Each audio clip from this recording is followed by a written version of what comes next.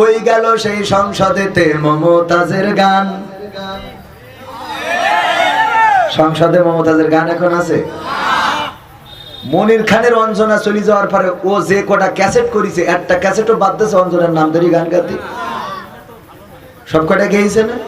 আসিফ তার প্রিয়াকে হারিয়ে ও প্রিয়া তুমি কোথায় গেয়েছে না গায় নাই? আবেদা জবেদা সবেদা যে যারে হারাইছে তার নাম ধরে গান গাইছে।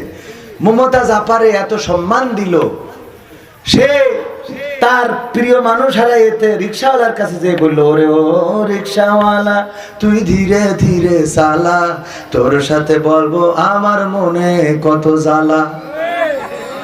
রিক্সাওয়ালার কাছে বলবে ওর প্রেমিক চলি গেছে।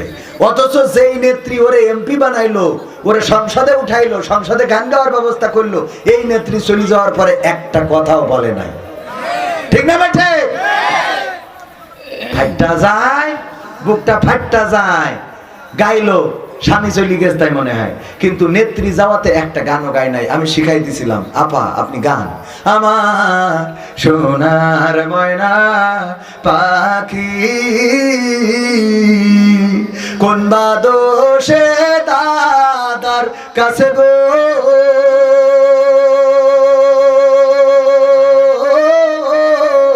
আমরা দেশে কেমনে থাকি রে আমার কলজের ময়না পাখি।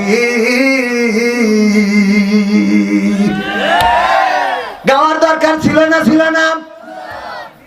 তবে গাচ্ছে না তা না, হয়তো গান গায় কিন্তু সেই গানটা এমন।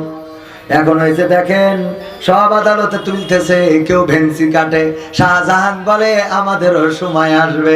সময় তো তোমাদের ছিল, আবার নতুন করে কি আসবে? কথা কয় না? সময় তো তোমাদের ছিল, তোমরা সময়টাকে নিয়ে এতটাই অহংকার, এতটাই অধ্যত্ত দেখিয়েছ, মানুষকে মানুষ মনে করো নাই। ইসলামী আন্দোলনের নেতা কর্মীদেরকে মামলা দিয়ে ক্ষান্ত হও নাই, তাদেরকে ধরেছো, রিমান্ডে নিয়েছো, নির্যাতন করেছো, জেলে ভরেছো। এমনকি বাংলাদেশে ইসলামী আন্দোলনের নেতৃত্ব শূন্য করার জন্য এক এক করে সব নেতা কর্মীদেরকে ফাঁসির কাস্টে ঝুলিয়েছো। ঠিক না বেঠে?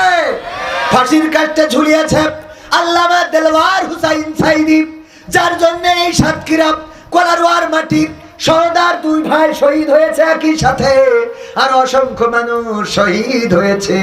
ওগো আমার ভাইয়েরা, এই কোরআনের পাখি আল্লামা দেলওয়ার হুসাইন সাইদিকে তারা কারাগারে রেখেই ক্ষান্ত হয় নাই, বরং এই মানুষটাকে ইনজেকশন পুশ করে এই পৃথিবী থেকে বিদায় করে দিয়েছে। বলেন ঠিক কিনা?